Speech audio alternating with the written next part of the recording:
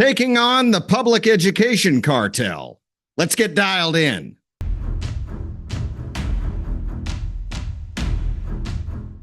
Hello and welcome to Texas Talkin, the show that challenges the absurd and celebrates uncommon sense. Let's talk about something we all care about, education, specifically how it's failing spectacularly in many parts of this country, and the one man who's been standing up to the bloated bureaucracies and special interests, Corey DeAngelis. If you don't know his name yet, trust me, you will. Corey is the face of the school choice movement, and he's making the teachers' unions angrier than a room full of fourth graders after recess has been canceled. Corey's message is simple. Parents should decide where their kids go to school. Seems obvious, right? Well, not to the education establishment. They think your zip code, not your child's needs, should determine their future. They think you should just sit quietly while they funnel billions into a system that's more focused on political indoctrination than teaching kids how to read and write. But Corey DeAngelis, he's not buying it, and he's not afraid to say it. Now, if you've been paying attention, you know the current education system isn't exactly a model of success. Test scores are plummeting, woke political agendas are skyrocketing, and somehow the only thing going up faster than dropout rates are property taxes. Corey's solution? Let parents decide where their kids go to school. What a concept, right? But the establishment hates it because it puts power back where it belongs, with you, not them. Of course, the teachers' unions also hate this idea. Why? Because it threatens their monopoly. They're not interested in competition or accountability. They want to keep raking in money while parents and students are stuck with no options. But Corey's been fighting back, showing up on national stages, backing legislation, and dropping truth bombs on social media that are so effective they might as well come with a mic drop. Corey DeAngelis is here with me to explain why school choice isn't just a policy idea, it's a movement that puts power back in the hands of parents and gives every child a shot at a quality education. And if you think that's controversial, well, you should probably check your priorities. Corey's fighting for families, for freedom, and for the fundamental idea that education is about students, not politics. And frankly, it's about time someone did. So, is school choice the answer to our education crisis? And why are so many people afraid of letting parents, the actual stakeholders, make decisions? Corey DeAngelis is here to explain it all, and you won't want to miss this. And making his Texas Talkin' debut is the rock star of the school choice movement himself, Corey DeAngelis. Corey, thanks for coming on. Hey, Shiloh, thanks for having me. Yes, sir. So before we start our conversation about school choice, I'd like to kind of lead into that by asking you about an incident that occurred recently, because I think it really underscores the importance of and the need for school choice. And that is something you reported about in Dallas ISD, I believe last week or the previous week. What the hell's going on up there? I mean, there's at least 3 school districts that we've reported on in Texas recently: Dallas ISD, Richardson ISD, and most recently Irving ISD, where you have school administrators admitting on camera to undercover journalists that they have ways to find loopholes to the law in Texas that's supposed to protect girls' sports at the K-12 level. So you had undercover journalists by an organization by the name of Accuracy in Media. I'm a senior advisor with them as well. And they went and talked to these school administrators. The administrators had no idea they were being recorded. The journalists pretended that they were parents wanting to get their biological boy, their transgender daughter, to be able to play in girls' sports. And in all of these cases, they were telling them, oh, yeah, don't worry about it. In one case, in Irving ISD, the administrator said, it's not illegal if you don't get caught. So there's a whole bunch of nonsense going on. And it just goes to show you that you can ban certain concepts from the top down. And for a lot of schools, that might actually work. But in some cases, as we're learning that we look more deeply into this, there are loopholes around these things. And when you get behind closed doors, the teachers will still do whatever they want to do. And parents shouldn't have to be stuck in the middle of this kind of stuff. If you're not happy about the curriculum that's in your child's school, for example, a year or two ago, Accuracy in Media also did undercover journalism in Texas after they did the CRT ban, critical race theory, this Marxist ideology that divides children based on immutable characteristics. Yep. We banned it, but then the administrators admitted on camera similarly that they're still doing it anyway. So they just disregard state law. They just move the goalpost. They call it social emotional learning. They say, oh, we're just doing mental health exercises for kids. We're doing the same stuff we were before. We're just going to call it something else. Don't worry about it. And that just goes to show you it's a never-ending game of whack-a-mole. We have this one-size-fits-all government-run school system. We should try to tweak it and make it better. We should try to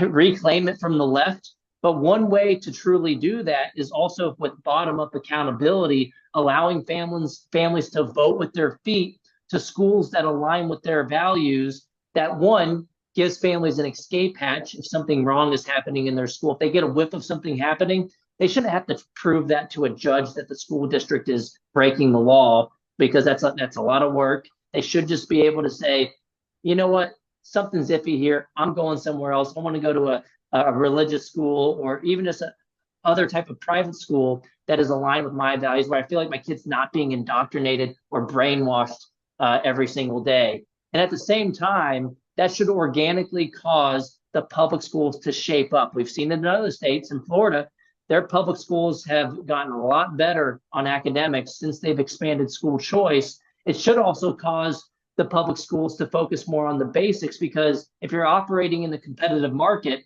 you're not going to want to piss anybody off, whether it's on the right or the left. You're going to focus on education, not indoctrination. You're going to clean up your act. You're going to do a better job.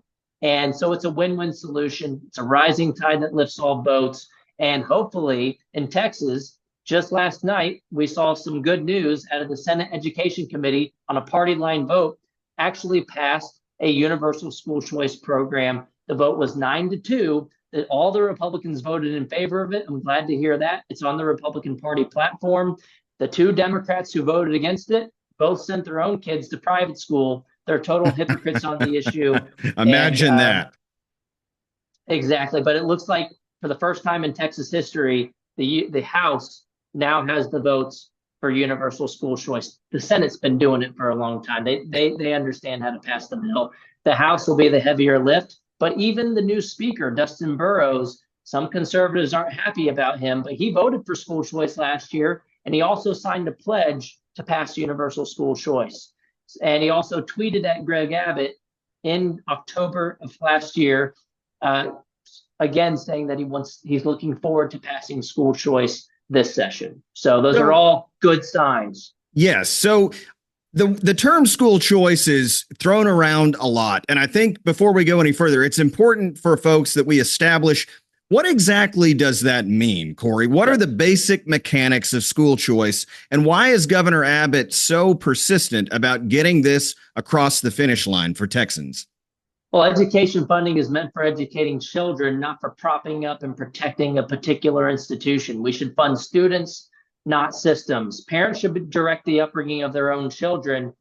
They shouldn't be assigned to a school that's run by a government that doesn't work for them. So the definition of school choice is that in the current scenario, the status quo in most states that don't have school choice is that you're assigned to a school just based on your address, and that school has no incentive to do the right thing because they have huge amounts of monopoly power, where they get compulsory funding through the property tax system and other tax revenues as well. Which keep going up. Exactly. And it's the definition of insanity, doing the same thing over and over again, expecting different results. We spend more than ever and the results get worse. It's because they spend it on administrative bloat. I mean, in Texas, we have about half a dozen or so superintendents who make more than the president of the United States. They make over $400,000. It's absolutely insane. And when they get more money, it doesn't go to teacher raises. It typically goes towards hiring more people, so when I hear the teachers complaining about having to dig into their pockets for supplies each year, I kind of feel bad for them. But the problem isn't with the private and charter schools and the homeschool crowd. The problem is with their employer, which happens to be a monopoly, has no incentive to spend those dollars wisely. And school choice allows families to take that money that's already being spent, that's currently allocated to an assigned government-run institution. You can still take it there if you want, Shiloh. If you like your public school, you can keep your public school. But for real this time, I was going to say that makes me worry, because we heard that about health insurance, for real right? this Doctors. Time, you can still choose your public school, and we have evidence of this in over 30 states now, over decades. Actually, the first school choice programs were started in Maine and Vermont in the late 1800s. We've had school choice in the form of vouchers for over 150 years in those states. I didn't know that. They were actually created for students who lived in rural areas that had no access to any public school in their district. So the state figured out, let's give them a voucher to go to another public school somewhere else, or even a private religious or non-religious school. They figured out over 150 years ago, Shiloh, that if you don't have a lot of educational opportunities, that's an argument to expand choices, not to restrict them. But in Texas, you hear the opposite. You hear a lawmaker saying, I'm in a rural area. That means I don't have to vote for school choice. It's a way for fake Republicans to try to have their cake and eat it too, to try to say they're conservative, but also voting against their own party platform issue of school choice. That's not going to fly anymore. We saw what happened in the primaries. But the definition of school choice, which you get back to in a second, is that money that would have followed you to the government schools. You could still do that. But if not, you could take a fraction of it. In the proposal in Texas, it's $10,000 per kid, whereas the government-run schools spend $17,000 per kid. You can take that $10,000 in the form of a savings account directed by the parent. You could use it for private school tuition and fees, but you could also use it for any other education expenditure like homeschool curriculum, private tutoring, educational therapies for special needs students, textbooks, and so on and so forth. It's the purest gold standard concept of funding the student as opposed to the system. Allowing the money to follow the child is the concept of school choice, and that's all voluntary. It's a decision made by the parents for their own children. You don't have to take the money; that's your choice too. And it's wildly popular in Florida. They have over 500,000 kids this year signed up using their private school choice scholarships. It's amazing how well it's worked. Speaking of popularity, to that point and to that end, there is some new statistical data that backs up what you're saying. I was looking at this earlier today. A University of Houston poll indicates that 2/3 of Texans support enacting education savings accounts. And by the way, that $10,000 bill, that is the Senate bill that was authored by, I believe, my state senator, Brandon Creighton, correct? Yep, and it has, I believe, 8 Republican senators signed on to the bill. It's Senate Bill 2, which is the number one legislative priority in the Senate. Senate Bill 1 is obviously the budget, but Senate Bill 2 is universal school choice. And it passed committee. I expect it to pass the Senate floor too, and it'll have a fun time in the House, and it should pass there as well. And here's where that polling data gets even more interesting, and that is 70% of Latino Republicans said they support education savings accounts.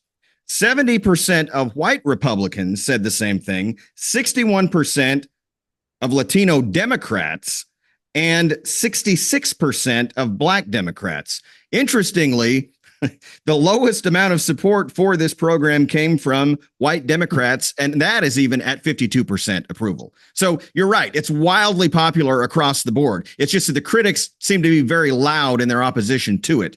And one of the areas where I'm hearing criticism, and I have heard criticism, is from the the homeschool crowd, because their argument is that if we implement school choice, this will allow the government sort of a pathway into dictating and controlling, exerting influence over education. What do you say to those critics?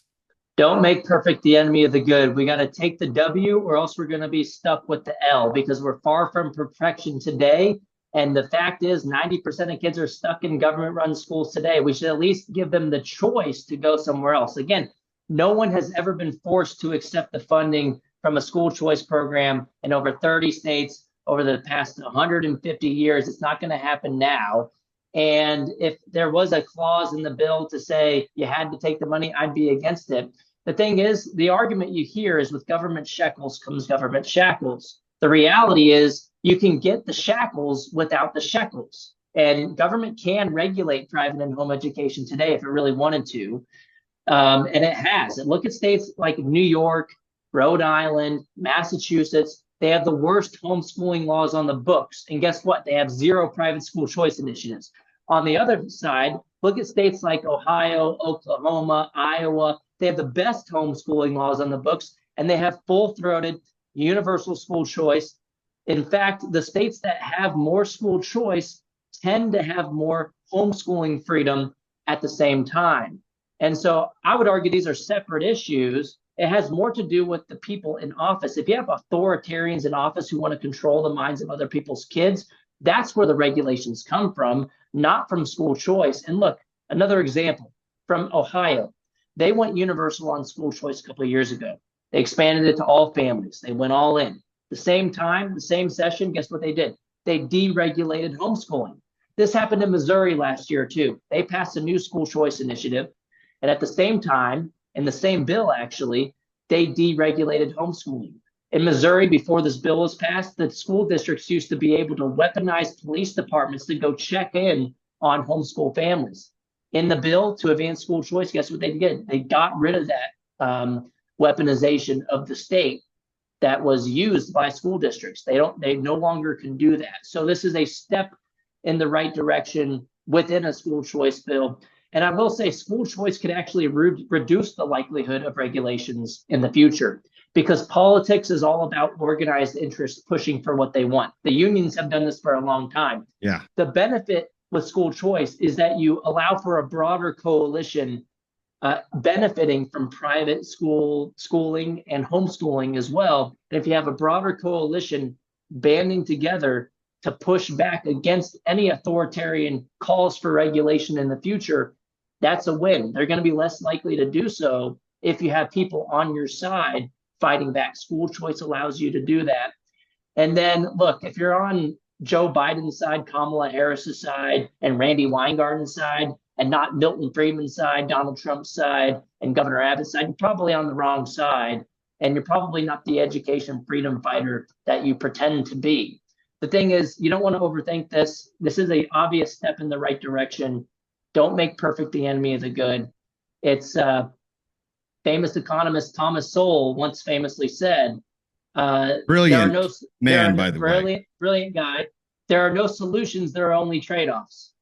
And school choice is not a perfect solution, but it is the best one that we have today. We don't live in utopia. We don't live in fairy tale land. We live in the realm of possibility. And this is a step towards more educational freedom, not less. Why do you think all the some of these same people will say that this is a Democrat plot to take over private education? I've heard that. Why do all the Democrats vote against it then? If it's their secret plot to take over private, it isn't. Well, and the teachers unions are against it. And, that kind of tells me almost all I need to know about it. If they're against something, chances are I'm for it.